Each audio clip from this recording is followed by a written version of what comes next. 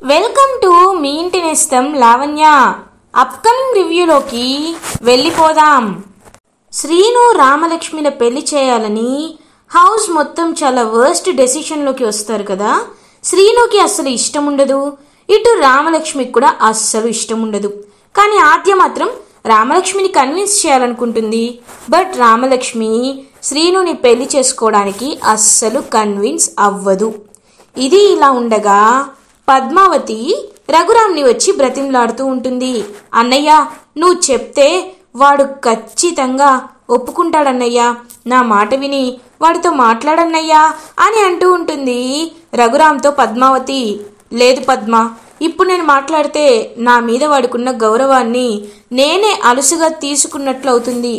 అయినా నేను ఎప్పుడూ శ్రీనుని ఆ ఉద్దేశంతో చూడలేదు కాబట్టి నాకు అడగడానికి చాలా ఇబ్బందిగా ఉంది. నేను అడగను అని చెప్తారనమాట రఘురామ్. పద్మావతి జానకి దగ్గరికి వెళ్తుంది. వదినా వదినా, నువ్వైనా అడగచ్చు కదా వదినా, అయినా రామలక్ష్మి అంటే నీకు చాలా ఇష్టం కదా, దానికి కూడా ఇల్లు వదిలి వెళ్ళాలని లేదు కదా, ఎప్పుడు నా సీనయ్య అని శ్రీనుని ఎప్పుడు నువ్వు అల్లారు ముద్దుగానే చూసుకున్నావు కదా, అలాంటి వాడు ఇంటర్లుడైతే అంతకు మించిన అదృష్టం ఏముంటుంది వదినా, ప్లీజ్ వదినా, నువ్వైనా వెళ్ళి వాడితో మాట్లాడచ్చు కదా వదినా అని అంటుంది పాపం పద్మావతి. ఇంకా జానకి రఘురామ్ వైపు చూస్తూ ఉంటుంది. రఘురామ్ దగ్గరికి వస్తుంది జానకి.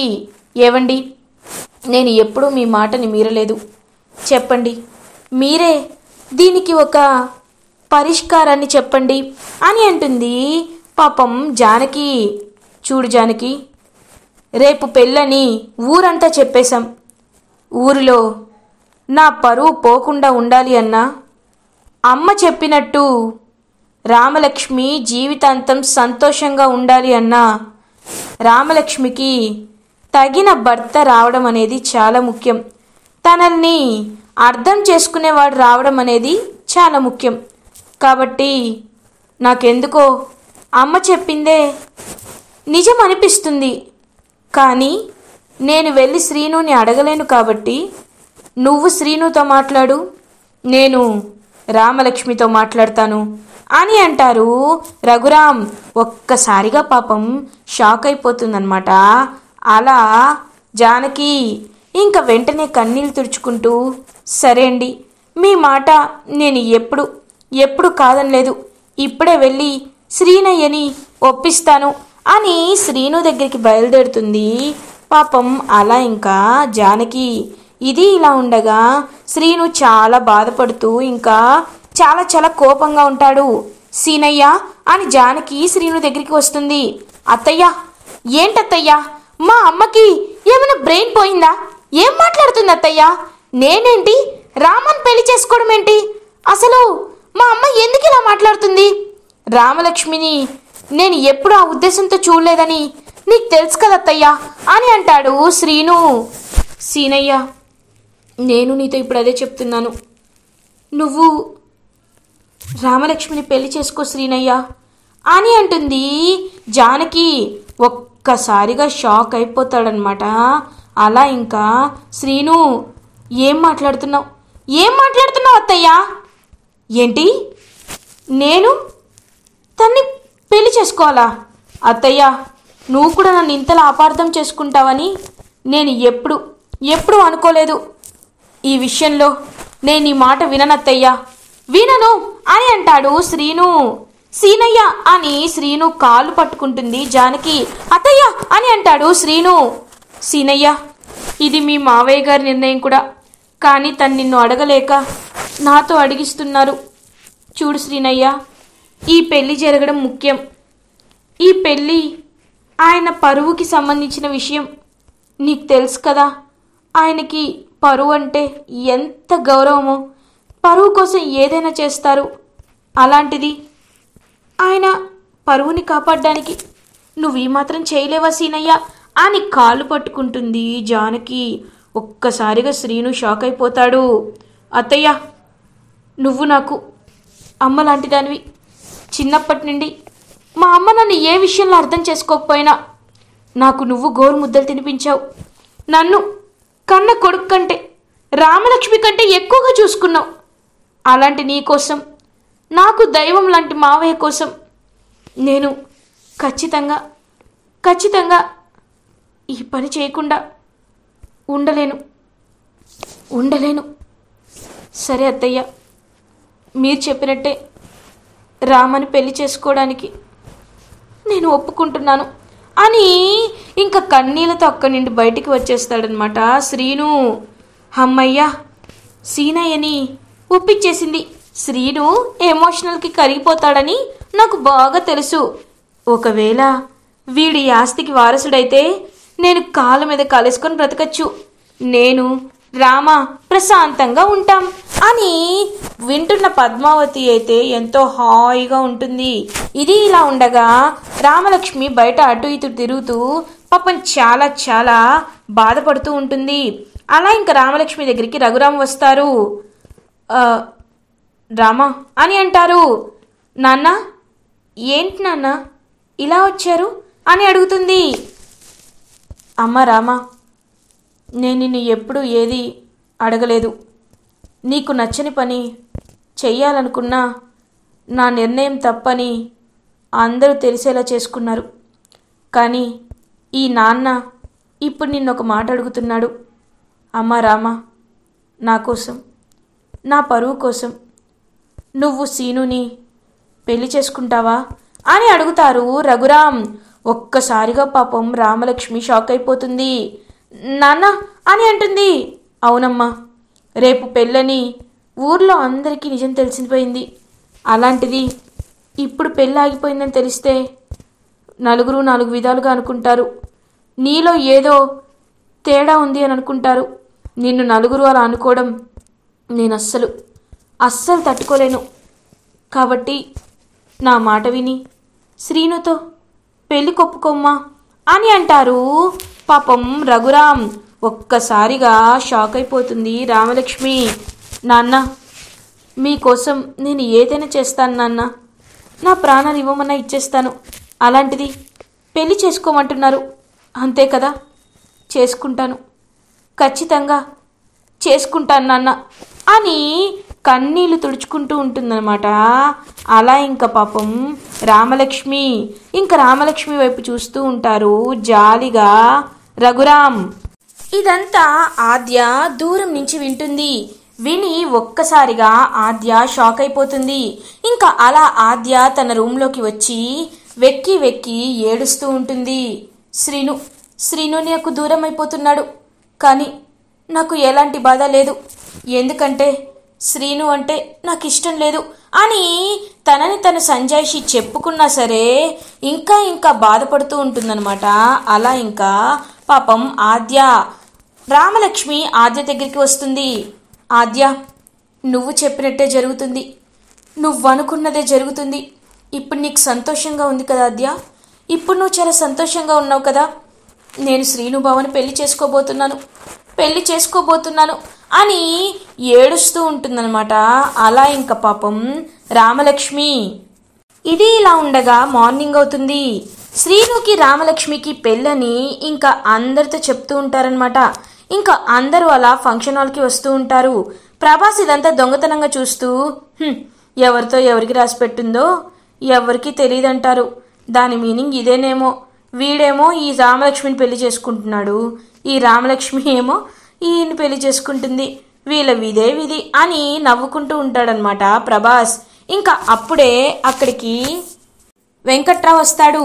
ఏంటి బాబాయ్, మేం విన్నది నిజమేనా? తను పెళ్లి చేసుకోబోతుందంటగా? వినడానికి చాలా కామెడీగా ఉంది. చిన్నప్పటి నుండి అన్న చెల్లెల్లా కలిసి పెరిగారు, ఇప్పుడు సడన్ గా భార్య అయిపోతుంది అని చాలా వాగుతూ ఉంటాడనమాట. ఇంకా ప్రభాస్, రేయ్ నోరు అదుపులో పెట్టుకో అని అంటాడు వెంకట్రావు. లేకపోతే ఏం చేస్తావు అని అంటాడు ప్రభాస్. వెంకట్రావు ప్రభాస్ని ఒక్కటి కొడతాడనమాట. ఇంకా చెంపపై ఒక్కటి కొట్టేసరికి ఒక్కసారిగా ప్రభాస్ ఫోన్ అనేది కింద పడిపోతుంది. ఇంకా వెంటనే అలా ప్రభాస్ ఫోన్ తీసుకొని అక్కడి నుండి వెళ్ళిపోతూ ఉంటాడు. ఇది ఇలా ఉండగా రామలక్ష్మి శ్రీనుల పెళ్ళైతే అలా ఇంకా జరుగుతూ ఉంటుంది. ఇంకా అలా అందరూ ముహూర్తానికి టైం అయిపోతుందని హడావిడి చేస్తూ ఉంటారు. పద్మావతి అయితే ఎంతో ఎంతో హ్యాపీగా ఇంకా వెంటనే చక్కగా అన్ని విషయాలు అన్నీ పట్టించుకుంటూ ఇంకొద్దిసేపట్లో నా కోడలవ్వబోతుంది, ఈ ఆస్తి అంతటికి నేనే వారసురాల్ని, నా కొడుకే వారసుడవుతాడని చెప్పి ఎంతో హ్యాపీగా అన్ని పనులని చేస్తూ ఉంటుంది పద్మావతి.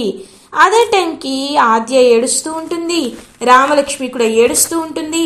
పాపం ఇటు శ్రీను కూడా చాలా అంటే చాలా బాధపడుతూ ఉంటాడు. అయ్యా, జీలకర్ర బెల్లానికి సమయమైంది, జీలకర్ర బెల్లం తీసుకోండి అని అంటారు. ఇంకా వెంటనే అలా శ్రీను అయితే చాలా బాధపడుతూ ఉంటాడు.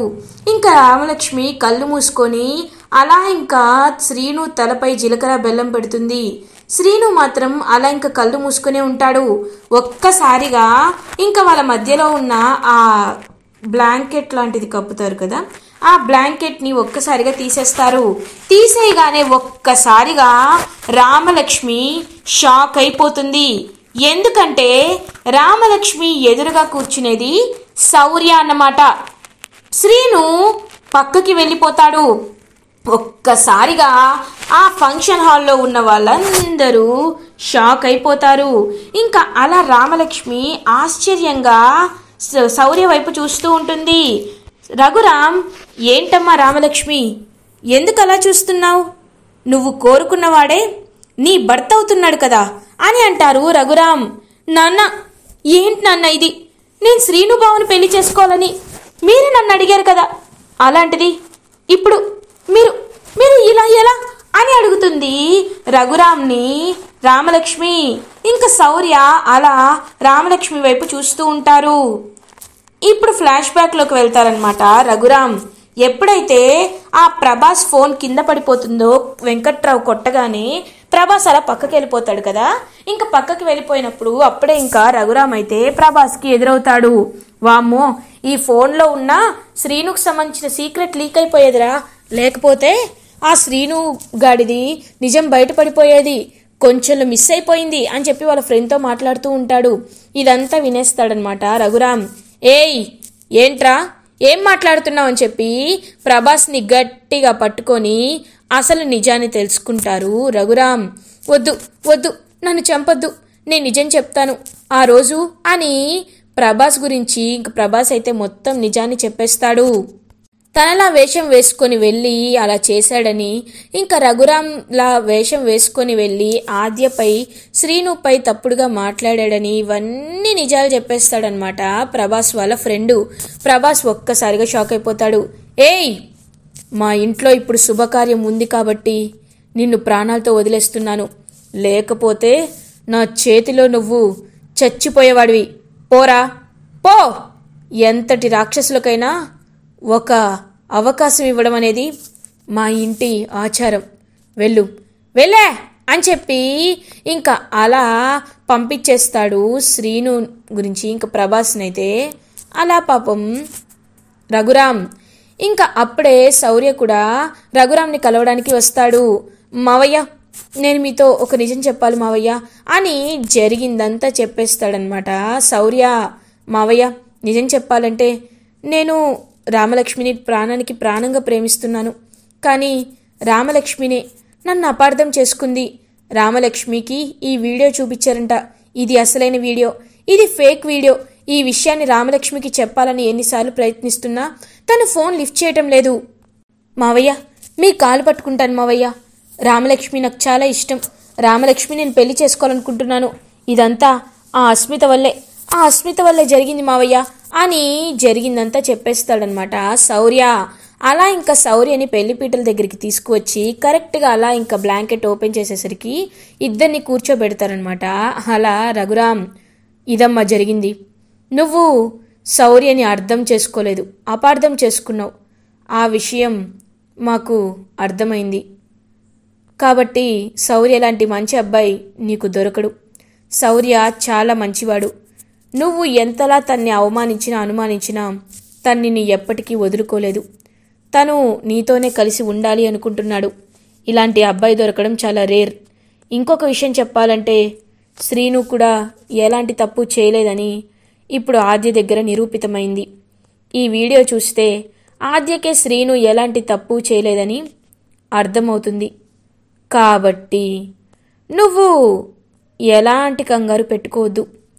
ఖచ్చితంగా శౌర్య నీకు గొప్ప భర్త అవుతాడని నేను హ్యాపీగా చెప్పగలను అని పాపం అలా ఇంకా శౌర్య చేతిని చేయిలో పెడతాడనమాట. పాపం తనైతే రఘురామ్ ఇంకలా రామలక్ష్మి కూడా శౌర్యని హక్ చేసుకుంటుంది. సారీ సార్, మిమ్మల్ని అపార్థం చేసుకున్నాను అని అంటుంది. రామా, నువ్వు నన్ను అపార్థం చేసుకోకపోయినా నేను మాత్రం ఎప్పటికీ నిన్ను ప్రేమిస్తూనే ఉంటాను రామా అని చెప్పి ఇంకా హ్యాపీగా చెప్తాడనమాట. అలా ఇంకా శౌర్య ఇంకా ఆద్య కూడా నిజం తెలుసుకొని శ్రీను దగ్గరికి వస్తుంది. శ్రీను అలా ఇంకా ఆద్య వైపు చూస్తూ, ఇప్పటికైనా అర్థమైంది కదా నేను నిజంగా మావయ్యని ఏమీ చేయలేదని అని అంటుంది. అర్థమైంది అని అంటుంది రామలక్ష్మి గురించి శ్రీ. తనైతే ఆద్య అర్థమైంది అని చెప్తుంది. ఇంకేంటి, ఇదే పెళ్లి మండపంలో మన పెళ్లి కూడా చేసుకుందాం అని అంటాడు శ్రీను. లేదు, మా నాన్న ఆచూకీ తెలిసేంత వరకు నేను పెళ్లి చేసుకోవాలనుకోవట్లేదని ఇంకా అలా చెప్తూ ఉంటుంది ఆద్య. అయితే నాపై నీ కోపం పోయినట్టే కదా అని అడుగుతాడు శ్రీను. పోయింది అని శ్రీనుని హక్ చేసుకుంటుంది ఆద్య. అలా రామలక్ష్మి శౌర్యల పెళ్లి జరిపిస్తారు రఘురామ్. ఇలా ఎపిసోడ్ ఎండ్ అవుతుంది. ఫర్దర్ ఎపిసోడ్ రివ్యూస్ ముందుగా మీకు కావాలి అనుకుంటే మా ఛానల్ని సబ్స్క్రైబ్ చేసుకోండి. Thanks for watching.